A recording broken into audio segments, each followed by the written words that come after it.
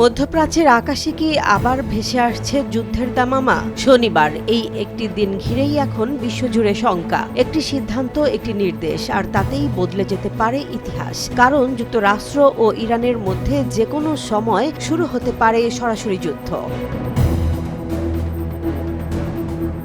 গণমাধ্যম CBS news জানিয়েছে, আগামী শনিবারের মধ্যেই ইরানে হামলা চালানোর জন্য প্রস্তুত যুক্তরাষ্ট্র। প্রতিবেদন অনুযায়ী যুক্তরাষ্ট্রের শীর্ষ সামরিক কর্মকর্তারা প্রেসিডেন্ট ডোনাল্ড ট্রাম্পকে এই প্রস্তুতির কথা জানিয়েছেন। তবে এখানেই শেষ নয়। সিবিএস বলছে, হামলার বিষয়ে এখনও চূড়ান্ত সিদ্ধান্ত দেননি ট্রাম্প। কারণ সম্ভাব্য এই হামলার প্রতিক্রিয়ায় ইরান কি করবে তা নিয়েই সবচেয়ে বেশি চিন্তায় হোয়াইট হাউস।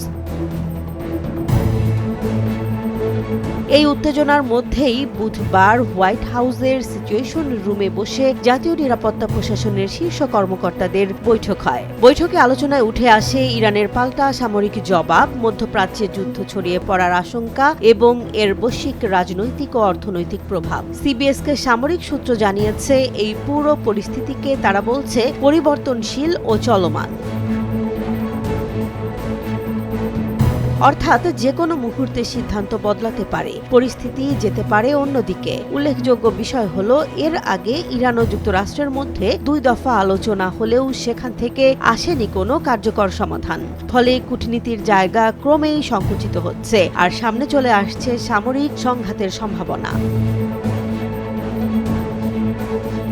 এখন প্রশ্ন হলো, শনিবার কি শুধুই আরেকটি দিন হবে, নাকি সেটিই হয়ে উঠবে ইরান যুক্তরাষ্ট্র যুদ্ধের শুরুর দিন? বিশ্ব তাকিয়ে আছে হোয়াইট হাউসের সিদ্ধান্তের দিকে। একটি নির্দেশ, আর তাতেই বদলে যেতে পারে মধ্যপ্রাচ্যের মানচিত্র এবং বৈশ্বিক রাজনীতির হিসেব।